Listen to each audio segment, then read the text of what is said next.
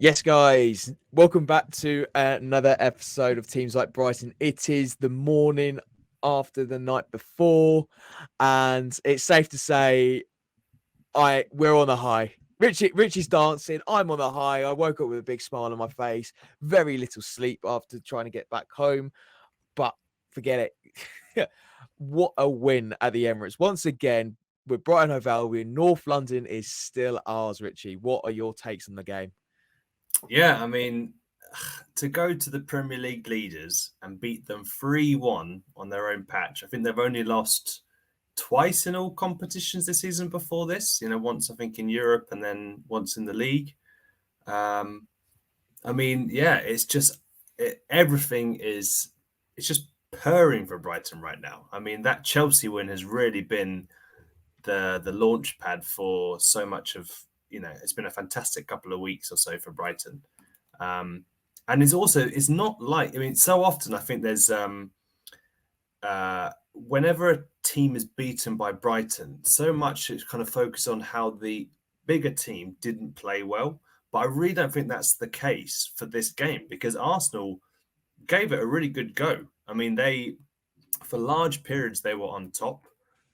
They had 57% of possession, 22 shots to Brighton's 13. There were times when Brighton were really under the cosh, and it was, kind of all hands to the deck. And when Nketiah put Arsenal won the luck, you're thinking, oh God, this is, because Brighton made a good start. They had a couple of chances of their own. It was a very even affair, but yeah, to go 2-1 up and then 3-1 up, it was just like absolute pandemonium in the away fans. De Zerbi was up to his antics again on the touchline. But yeah, a fantastic result, a real sort of statement of intent there. This could maybe be the year that Brighton have a good cup run in the League Cup. I mean, it's been so long, but yeah, I mean, fantastic. There was so many good performances. So roll on tonight's draw. Hopefully, I don't know. Bring on anyone. Bring on anyone. We're feeling it. Preferably not City. I like to think it'll be City versus Liverpool and they slip up, hopefully. Bring on anyone apart from Manchester City. Fancy Charlton away would be nice. Charlton away. I like Charlton away. Going to the Valley is a good game. Is a good away day. And plus, well, the only London team now in the Cup. Yeah, I saw that. That's mad. Which is, it was such a brilliant stat to know. Every other London team has been knocked out of the Carabao Cup. And Charlton are in League One, so, Yes, exactly. Just going back to the game, and I completely agree with you with regarding Nketiah's goal, because it was a cracking goal first and foremost. And there were a few times in that first half where Arsenal's pace was just on another level. It was just they were ready for it, and it was so clinical as well, the passing and the moving straight into the final third. And it just comes up to the old mantra of they just seem to be trying to walk it in again. They stopped as soon as Nketiah scored that goal. They stopped doing that similar passing of play and that attacking approach. They just tried something else. So I just kind of felt, well, from an Arsenal fan's perspective, I would be like, why aren't we just doing the same thing that was working? So I was quite surprised on that side of things, and it just seemed like Arsenal kept on taking a step back or two. And then that first half substitution of Kolo Matoma just changed it all once again. The guy is so influential for us now. And just think about how much we paid for him. It's criminal in this position, and he's just so lethal. And Arsenal had no answer to him. No one's had an answer to him at the moment. Wolves haven't, Chelsea haven't, and Arsenal haven't. It's brilliant to see how much of it, not just an impact player, but someone who is just fantastic in bossing it on the wing and creating those opportunities for everyone else. I thought Gross as well was a masterstroke. I don't think he contributed a lot in terms of what he Yeah. has done in the past, but he just nullified everything in Arsenal's midfield, and that's exactly what needs to be done. He supported from deeper midfield for the wingers, and just making sure the ball was played to either side of the wing. So really pleased with that. And I think someone I was quite pleased with as the game went on was Tariq Lamptey. I don't think he probably wanted to play left back. I don't think he's probably ever played left back or left wing back, but when he started getting the confidence in it, he was doing really well. And I felt like at the start of the game, our passing wasn't as effective as it has been, and I think that showed with a few reckless challenges that on our part, Caicedo got booked up really early, and I honestly thought we were going to see a red. But I actually thought that was a bit harsh. did you? Yeah, I I haven't mean, seen, maybe I from haven't where seen I'm the sitting, highlights. I just thought really early in the game. I don't think that's. I think that was maybe his like first. It wasn't even a warning, but It wasn't. But to me, it was pretty reckless. He just wanted just to stop the attack. I don't think there was much of playing the ball, and it was more about just stopping. I can't remember who was on that wing. Was it Marquinhos? I think I think it was. But I think for that challenge, it was actually Vieira that he might have brought Yes, down. that's it. Yeah, Fabio Vieira. That's it. So he just wanted just to stop it very quickly because we would have been caught on the counter. So to me, that yellow was justified. To be fair, I thought even though the referee Joe Gillard was quite card happy for a lot of things, I think he was quite consistent for both sides. So I don't think we could have much complaints on that. But then again, we've won, so really we shouldn't have any complaints. I'll tell you, had a really good game. I think it's his first appearance on the De Zerbi, and that's Levi Colwill. Yeah, Brilliant. And I thought he was a little bit rusty, but when he got into the motions of the game, I thought he didn't really kind of like he didn't stand out like a sore thumb. He was very much very, very effective at the back in terms of bringing the ball forward, kind of like what Webster brings in. And now we're getting that position now where hopefully Colwill can actually fight for a chance to play in the first team for Premier League.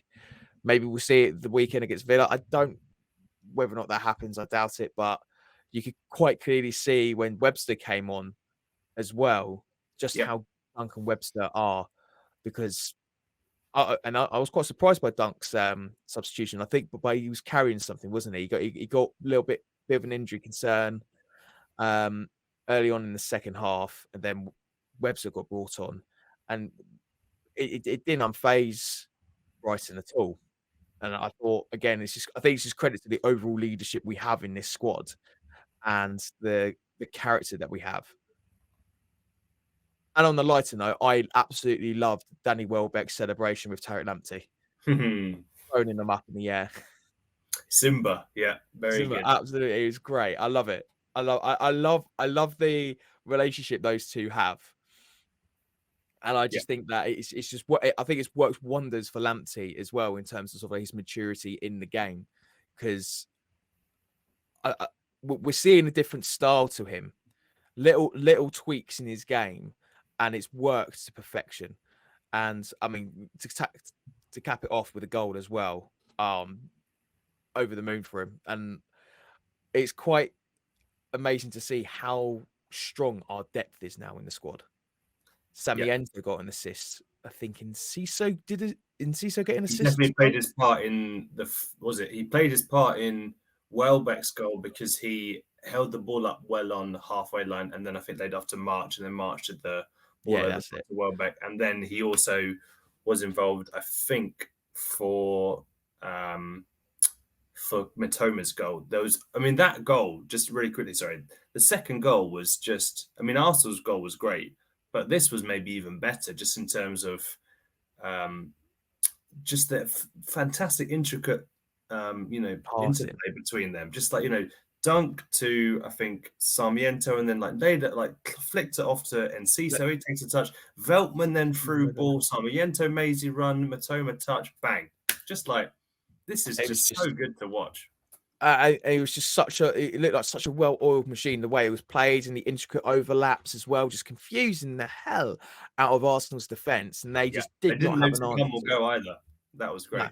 and I'm absolutely loving it. And I think I'm trying to think of all the standards. I mean, 6,500 Brighton and Hove Albion fans. We're not quiet. Nope. We weren't quiet at all. And I don't know how it was your end, but I thought the atmosphere was brilliant. We were just all up for it, and just there for a good laugh. And the fact that we helped out with the win as well. It's just another great win at the Albion. I'm really enjoying this season, and the prospect of a potential cup run is getting me excited. It really is. For sure. Just touching on a couple of players. You mentioned Colwell. I spoke to him after the game and I sort of asked about his experience so far, because obviously, like you said, that was his first bit of game time under De Zerbi. And De Zerbi's nearly been the job for, in terms of actual games, about 6 weeks or so now. And he's not really had a sniff. He's had a little bit of, I think, knocks, so he's not made some matchday squads. But even when he's been available, he's not, been picked, and he's very much behind the Dunk, the Webster, the Veltman, and co. But he said, it's been a great experience so far. I've enjoyed every minute, learning so much from every player and the new gaffer De Zerbi. So I can't complain, to be honest. I know I'm not playing as much as I would like, but I'm still learning every day. So that just shows that, it's important to remember this guy is 19. Yep. He played more than 30 times for Huddersfield as an 18/19-year-old last season and helped them get to the playoff final.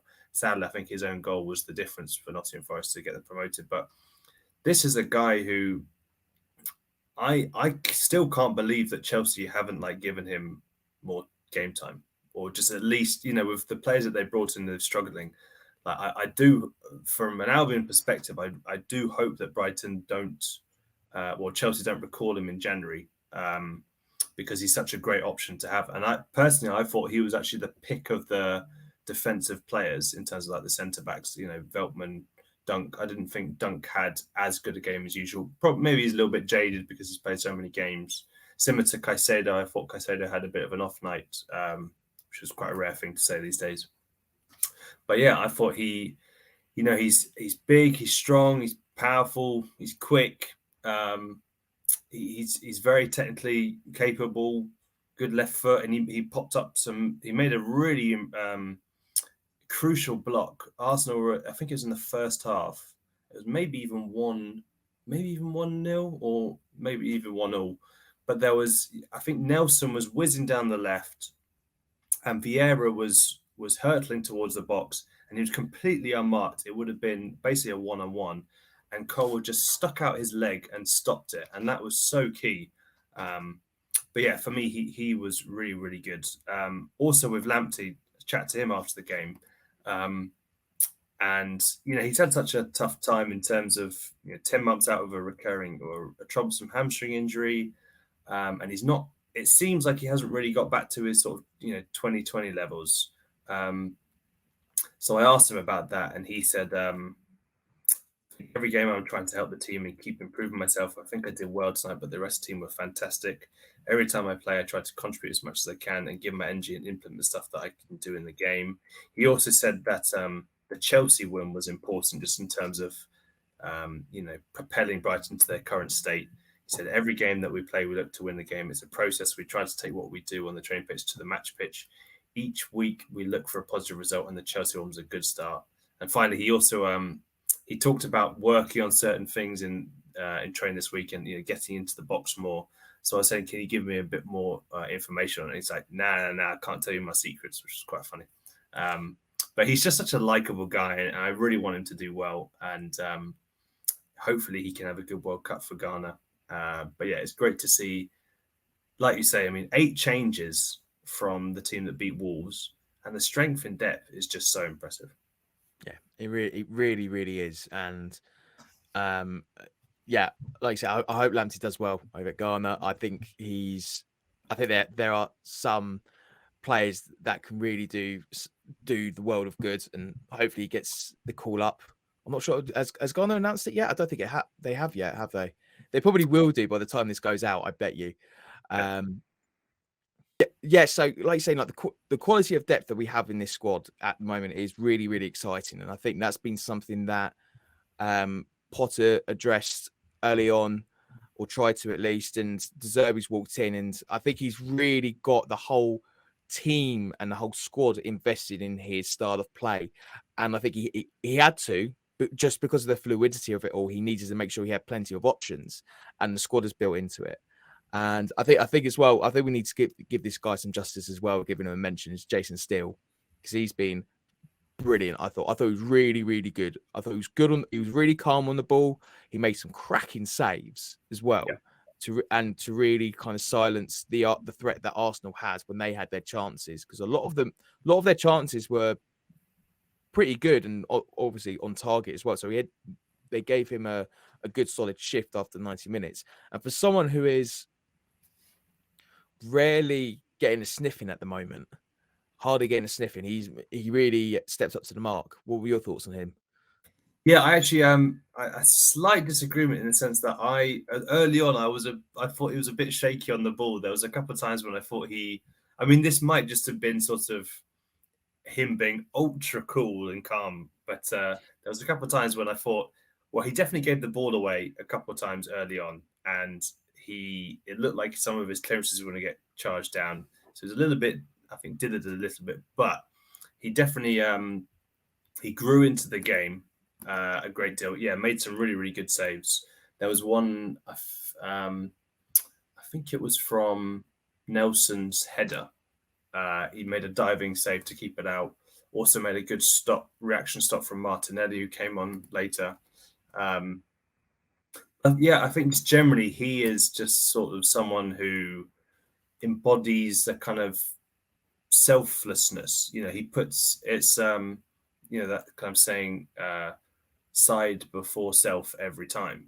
This is someone who was very highly rated very early on in his career in terms of potential England #1, played England under 21s, and very highly rated at Middlesbrough, but then didn't really happen from over the years. So, if anyone's seen Sunderland Till I Die, it doesn't quite go so well for him during his stint there. But he's only played I think he's played less than a dozen games in the years that he's been at Brighton. But he's just such a great squad player. He's just, in terms of morale and leadership, he's just he really, other players might leave. Personally, if I wouldn't want to be a backup goalkeeper, because you just sit on the bench more than you play. But yeah, he very much deserved to come into the team. I hope he starts in the next round as well, because I think he deserves that. But he also, and again, just in terms of his comments, you really do warm to him, because he was, I think it was BBC Radio Sussex asked him after the game, it must be great for Lamptey and Matoma to score, and he said yes, but I'm absolutely over the moon for Welbeck. Obviously, it's a penalty, but you don't understand how much work he does and how much we want him to score, as he's doing so much for us as a team. For him to get on the score sheet is absolutely brilliant, something that he thoroughly deserves. He's phenomenal. Over the moon for the boys who got the goals, but also over the moon to get the win and into the hat for the next round. So, that's pretty admirable stuff. And very, he definitely epitomizes, a very selfless character. Yeah, excellent. Yeah, I don't think there's anything much to add to that, because yeah, he's become a bit of a fan cult hero as well. Jason Steele definitely becoming a bit of a fan favorite, and we were singing his name in the stands because we're just warm to him, and we like his story. I think a few fans did question the fact that we bought him straight from Sunderland, thinking what's going on here, and you can see what he brings in, and and De Zerbi said about how important he is in the dressing room as well. He's an important character there, so he provides a lot behind the scenes that a lot of fans don't see and probably don't appreciate as much as we probably could do. But like you say, like he's such a team player and he's buzzing for Welbeck. He's got his first goal of the season. Hopefully that starts the Yeah. cycle of him scoring a few more goals. He won the penalty brilliantly. I thought he played it really well. The goalkeeper had no option. The goalkeeper had to come out. Equally, Welbeck had to be like, all he needs to do is just get that touch on the ball, and that's him winning the penalty, and it works wonders. He was helped a little bit by the goalkeeper slipping, because I think the ball initially was a bit too far for him, and then the young keeper slipped, but yeah, he did very well, and then obviously took his penalty well. But yeah, I thought Welbeck, that was a definite sort of return to form. In not that he hasn't played well, it's just to have the goal on top of all the sorts of extras that he brings to the team is really good to see. Yeah, exactly. Let's move on. And before we go to Wolves, we're going to have to talk about him. We are, aren't we? Aston Villa. Yeah, Aston Villa. For goodness sake, I am so tired. I am so tired. You have no idea. Let's talk about Graham Potter, because he's done it again. He's made some comments, and it's not making him look good. And I know you've got the quote, so I'm just gonna, before I go on this rant, I'm gonna pass over to you. What exactly did he say, Richie? So, over the weekend, I believe, after Chelsea lost to Arsenal, a team Brighton just beat, by the way, Graham Potter said, I would say it is a little bit unfair to assess Chelsea now because of the change of ownership that has happened. We are on a new direction, a new path, and ultimately that is part of the challenge. If I wanted a nice, easy life, and just warn you folks, this might trigger you. If I wanted a nice, easy life, I could have quite easily stayed working at Brighton in the Premier League and signed a new contract and been absolutely okay. And I would have had too many questions about myself or pressure. I wouldn't have had too many questions about myself or pressure or sacking or anything like that. But the reason to come here, one of the reasons to come here is that it's a fantastic club, potentially one of the best in the world, blah, blah, blah, blah, compete for trophies. So, yeah, I mean, before you go into a rant, because I can tell this is bubbling up inside you. So much. I personally just feel this is just unnecessary. There is no need to put your foot in like this. He's already, his reputation has been seemingly more and more tarnished the more he speaks. So just leave it be. But it seems like he's maybe got an axe to grind. But I'm going to hand over to Tomo, who for a famous rant, and I say famous because he actually got noticed on the train up to Arsenal by some fans and saying teams like Brighton. You had to say that. You had to say that. So I'll hand over to Tomo. Take it away, big man. There was nothing easy about the job at Brighton. He's talking about an easy life, and he's saying about getting a new contract in. I'm sure Tony Bloom and Paul Barber said we want you to stay. Here's some new contracts to assure that, and I'm sure many fans at that point probably would have wanted Potter to stay. But the fact that he's made decisions and he's made unpopular decisions at that, and he hasn't handled it in the best way possible, which kind of makes me think that you need to make you need to invest in the PR team personally, because there's nothing easy about last season. Yeah, we finished 9th. We also won an 11-match winless run and a 6-7 match winless losing streak as well. So I don't know where he thought that his job for the last 2.5 years was easy. It's almost kind of insulting, his arrogance that I don't like. There's an arrogance about him at the moment that's just a little bit, he needs to be reined in very, very quickly. Yeah, he could have said about, of course, this is a tough job. It's a tough job at Chelsea, that there's a high demand here. There's added pressures that you don't get at other clubs, which is true, which is fine. It's a fair enough comment. But you're talking about Chelsea. But he's gone and said, if I wanted an easy life, we've gone back to Brighton. And I just think, well, why are you bringing us into this again? What, you don't need to. You've moved on. I want to move on. I don't want to rant about you. But you keep on saying about the fact that he said, if I wanted an easy life, I would have stayed at Brighton, which really annoys me because, again, there was nothing easy. Respectful. He didn't really improve us much in the league in his first season. Didn't really get going again either in the second season. There were certain transfers that weren't working out, and we had to rely on recruitment coming through in Percy Tau hopefully working out. It didn't. Aaron Connolly, we were hoping that he would be the talisman. It didn't work. We were asking for a striker, and he said, well, I don't need strikers, I need to coach them. Quite clearly, he didn't coach them well enough because the goals weren't coming in. We had the chances, but it was just, again, there were frustrations there in the final third. Uh, Nothing about the job was easy. I cannot believe that this man who has a degree in emotional intelligence and leadership, masters, not even a Bachelor of Arts, it's an MA. He's got a master's in this, and he's showing none of it. He's showing no intelligence in terms of emotions at all. He doesn't know how to be that, to give those diplomatic answers, it seems, because he keeps on saying, he said, oh, I make no apologies for the time I've done in Brighton. I felt I did a good job. You did do a good job. It wasn't an easy job. You can't say that. You can't say it was an easy life. It's ridiculous. The fact the only thing that's going to be easy for him, because I'll put my mortgage on it, he's not going to survive his contract at Chelsea. He won't see it through. He will get sacked.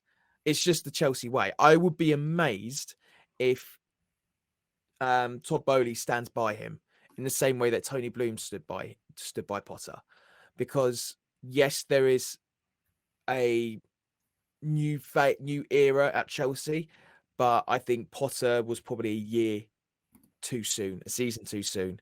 He needed another season, and if he was good to push for Europe and battle that and get that experience in him, because I think while he's had good results for Chelsea in Europe, he's also, fans still aren't bought into him and a bit out of his depth. And I spoke to a few Chelsea fans before the game when they came to the Amex, and I was just saying, "Oh, how are you feeling about it? How are you feeling about this match?" He goes, "You're going to batter us."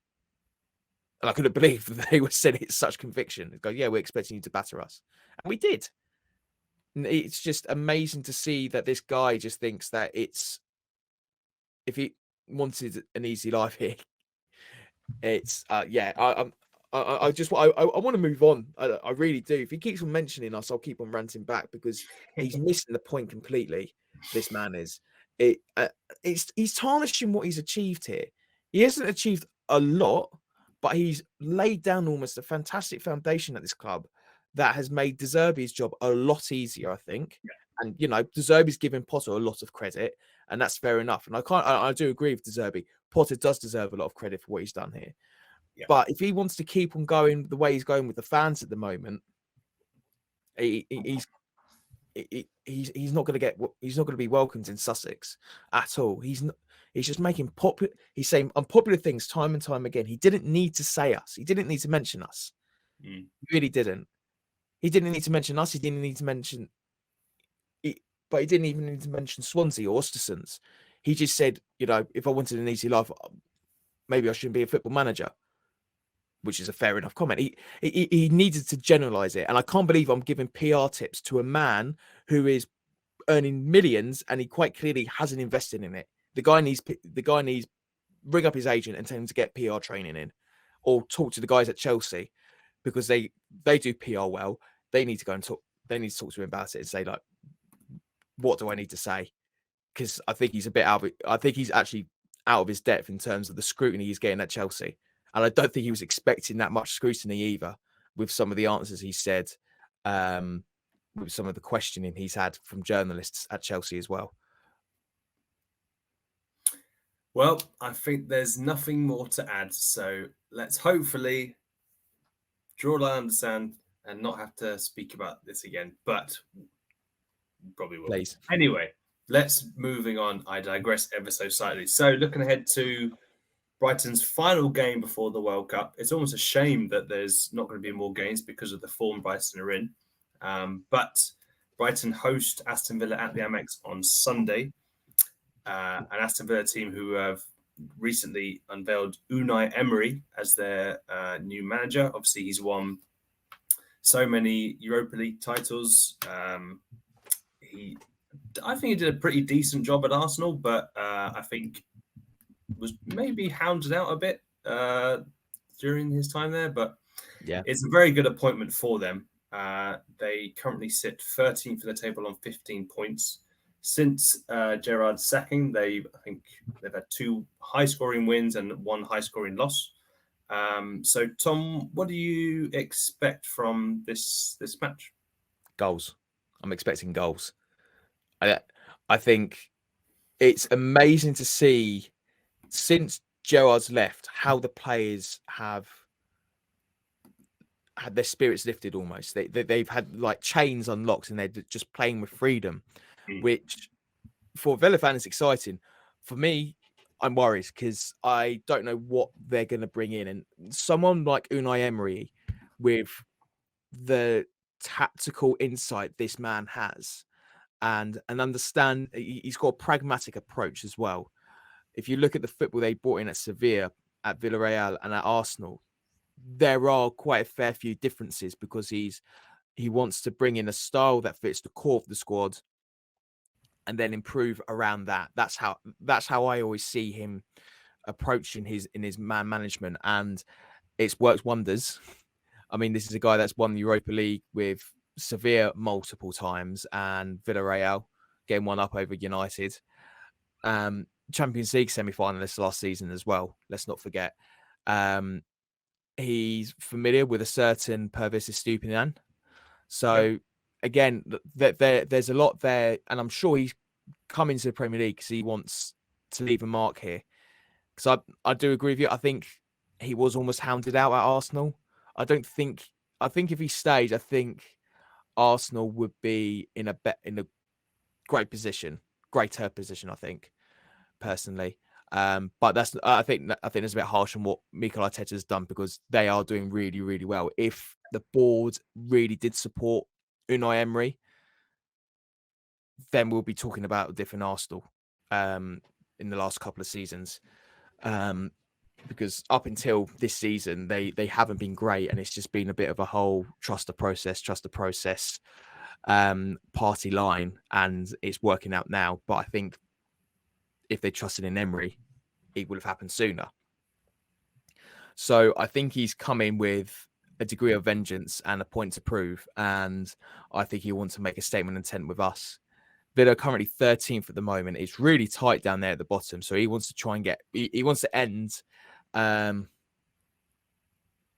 this side of the football fixture on a high, and I think it's going to be a really tight match. I think it's going to be incredibly open, incredibly end to end. It's going to be an exciting one to watch. I think the Villa fans are going to be up for it. We're going to be up for it. I think it's going to be a really, really feisty match as well. It'll be interesting to see who outwits who in that match because I see 3, 4, maybe 5 goals in this match. Ooh, and tasty. It'll be interesting to see who comes out on top, whether there's always been this comparison between Lewis Dunk and Tyrone Mings. And, depending on which side of the coin you are, you're always going to back your man. So it'll be interesting to see which one comes up on top, who comes out better in that. Be interesting to see how our forwards do with their forwards and who's going to win the battle in midfield. Because I think there's going to be a lot of times it's going to be cancelled out. But if you ask me about this match, if Joe was there, I'd be laughing because I'd be thinking 3 points, easy peasy, because Gerrard just didn't grasp it at Villa, and I think Unai Emery is going to grasp it very quickly because he's a better, more experienced manager. So I'm excited but very nervous at the same time because I think Villa is going to come back here and they want to get another result here at the Amex, which is incredibly annoying. Yeah, it should be a good one. well, fingers crossed it will be. But yes, to get a little bit more insight on the opposition, we've arranged to speak to Ashley Preece, Aston Villa reporter for BirminghamLive, who will give us the lowdown on Sunday's opponents. So let's hear from him. And joining us is Birmingham Live's very own Ashley Preece. Ashley, good to have you. How are you doing? Yeah, hi fellas, thanks for having me on. I'm looking forward to the trip down to the Amex on Sunday. Always like going down there. I think loads of Villa fans will make a weekend of it as well. So a nice pre-Christmas treat for the Villa fans as well, ahead of the World Cup break. So looking forward to coming down to you guys on Sunday. Yeah, and we're very much looking forward to the match ourselves. Let's dive straight into the big talking point over at Villa Park, and that is Gerrard's out, Unai Emery in. What are your thoughts over that whole situation? Pretty incredible, really. Given we beat Man U at home in the league for the first time in 27 years last week, guys. So I was 4 the last time that happened. So yeah, a long time coming, that one. So it's been a bit of a revolution, to be honest. First time I've seen Unai Emery's Villa in the flesh last week, his first game in charge. And the difference is, I can't tell you, it's just incredible. So much better on the ball. We're cutting edge up front. Just the difference was night and day compared to what we've seen previously with Steven Gerrard. So, yeah, a really good appointment, an exciting appointment. It's a 4-time Europa League winner we've got here, and a massive coup for the football club, I believe. And I think the good times are set to roll now at Villa Park for sure. You mentioned about Steven Gerrard. I just wanted to ask, what actually went wrong? Was it a mixture of tactics, bad man management? What's your take on it, please? Yeah, a bit of both. Richie, tactics-wise, Villa were too narrow. Interestingly, we've had Neil Cutler speak about the goalkeeping coach who worked alongside Gerrard. He spoke about Jacob Ramsey this week. He said Jacob Ramsey didn't really have a position. 1 week he was playing as an 8, a 10, a 6. So, the system didn't really work with Villa's players, hence the results. Man management as well was an issue. The captaincy at the start of the season was a bit strange to strip Mings of it and then to give it McGinn just before the opening game of the season. And McGinn's form struggling with the captaincy as well. So, it snowballed into a lot of things, really. A lot of bad decisions were made. And the way they were shaping up didn't suit the players they had in that dressing room. So, I think the sacking had to happen. We all seen what happened down at Fulham. Got battered down there, and that was Gerrard's last game. So, and just last week beating Man U in the style they did just goes to show. I think the Unai Emery appointments will be a good one. And like you say, like the reaction from the players after the sacking seemed to be a positive one anyway. The results were coming in thick and fast, goals galore to talk about too. Mm-hmm. I suppose the main thing is that the players were also very much, they weren't buying into Gerrard's philosophy. Do you think they're showing signs of buying into Unai Emery's? Yes, 100%. I mean, that first game after Gerrard sacking was the Brentford at home. We blitzed them inside the first 15 minutes, playing a different system. We had two sitting in midfield, which allowed the forward guys to run riot. So that's what happened last week against Man U as well, really. So in terms of the players, I think the shackles are off them a little bit more now. I think it's just a confidence thing. I mean, under Gerrard, the results weren't coming. There was a lot of frustration in the building, and getting that result against Brentford the way they did, new manager appointments and the buying into his methods. It's an elite manager we're talking about here. He's been there, got the T-shirt in Europe. So they're all tuning into him, and judging on last week's result against Man U, they're really buying into it as well. So really exciting. You mentioned there were some bad decisions. How much of the bad decisions were down to the board, and how is Emery going to be given more of a say in that sort of thing, or what's the situation? Yes, so the appointment of Gerrard 12 months ago now was predominantly down to Christian Purslow, who had a relationship with Gerrard at Liverpool previously. Whereas this time, the Villa's co-chairman, Nassef Sawiris, he's chosen Unai Emery. He's handpicked him. He's quite telling. He had a photo with him in the hotel room with the shirt. We never see photos of Nassef, really, but he made a point to the fans and the club then, he's my man. I wanted him. He's cherry-picked him. And so I think that tells you a lot about who made this appointment, and it was the chairman this time. Whereas before, I think the owners were guilty of leaning on the CEO, Christian Purslow, given his relationship with Gerrard and the name and the brand of Gerrard coming to Villa Park. It was very exciting at the time, but it turned out to be the wrong appointment. I think Gerrard has made his mistakes now. I think he'll go on to be a really good manager. But at the time, I think he was a bit inexperienced to take on. I think the job was too big for him. Looking back at it, but I think he'll learn a lot from that. And now we've got a manager who's been, I think he's been in Europe for the past 15 seasons in a row. Very, very good CV, great track record, worked with the biggest players in the world. And to get him at Villa Park, a team that was in 16th last week, was very good going from the owners as well. So, yeah, the bought him out of his contract. I think the £5.25 million they paid for him for Villarreal. So it goes to show, yeah, it's a big appointment. And let's talk about the actual players that Villa have at their disposal. Where do you think the key threats are going to be for the Albion to keep an eye on? Jacob Ramsey is looking more like the Jacob Ramsey of old. He ran riot last week against Man U. Leon Bailey as well, the same. In terms of Villa, they haven't got too many players going to the World Cup. So in that sense, there won't be players bottling out of tackles or be a bit take the foot off the gas, as it were. So I think your Ali Watkins, your Jacob Ramseys, your Leon Baileys, Villa's forward players are really strong at the moment. So Brighton's back line and midfield need to be on it, to be honest. So, but like you say, I mean, Brighton had a game against Arsenal last night. Villa gets a Man U. I think Villa will go strong at Old Trafford in the Cup, and it could take a bit out of them. So, yeah, I'm intrigued to see how that plays out. On the flip side, where can Aston Villa sort of be got at, would you say? Yeah, I mean, it all depends on the mood of Villa's defence, really. Tyrone Mings does have a mistake in him, but of late he's been really solid. Down the sides, you look at Luca Dean and Matty Cash, they can bomb forward. So if you get Villa on the break down the sides, that could be a Wayne for Brighton. But yeah, I mean, Brighton have been on form this year. Even the managerial change, they remain the same. They remain that threat. We've seen that at the Emirates just last night as well. So, yeah, a very tricky game for Villa. And Brighton is bouncing down there, isn't it, really? I mean, what are their expectations this season? Europe? You're pushing for Europe? That's Tomo's. I think we would like to give ourselves a solid push for Europe. I think just after that Leicester win, we started to believe that finally we're seeing possible work so well. We've finally seen it all click together. We might actually get Europe. We might not see those winless runs at long last.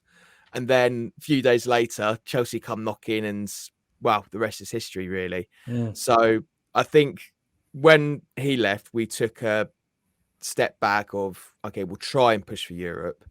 But I think now the momentum under De Zerbi has kind of like come to that same level that we had just after the Leicester match. Talks of Europe are there, but I mean, we're so used to having our hopes up and then it get dashed away because we're little old Brighton. We're kind of keeping our feet firmly on the ground, really. I think you need to ask us back until March. Wait until March, and then I'll give you an answer. But I mean, I think I'll speak on behalf of all fans. Like, you would love Europe. First time ever would be in Europe, and you know, it's just it would be one of those things that's just so huge and momentous for the club's history. But it's a long way to go now. And, you know, a lot of things have to come our way. Injuries need to be few and far, need to be at an all-time low. We need to make sure that our players are consistent. We've got some tough runs as well. Some of the fixtures in certain months are not kind to us. So, will you suspend in January, would you say? Bloom has said that he will back De Zerbi in January. We haven't got anything in terms of looking for a striker. I think we'll probably look at a midfielder. To replace Mwepu. To replace Mwepu. So we'll see what happens. There's links to it for us to get another defender in, which is interesting. But we'll wait and see. We'll see what January has in store. It can throw a curveball for a lot of people. So it will be interesting to see what De Zerbi does. Yeah, Brighton's recruitment's top notch, isn't it? Really, the players you keep pulling out of Europe and. Yeah, you're finding some real gems, and yeah, you're the envy of many sporting directors in the league. For me, just player after player, you're churning them out. So kudos to the recruitment department, scouting, just nailed it, haven't you? Yeah, we have. Just one thing actually I want to ask. You touched on De Zerbi. One of the many things that Brighton fans have been impressed with so far is his sort of connection with the fans. He's really just right from the off said they are so important. They're incredible. Whereas I think under Graham Potter, for some, it took him a while to, I don't know, to have a really good relationship there. There was only in sort of the second half of last season, or even the final third, where their fans really sort of chanting his name. Do you sense that there's a good relationship right from the off with Emery?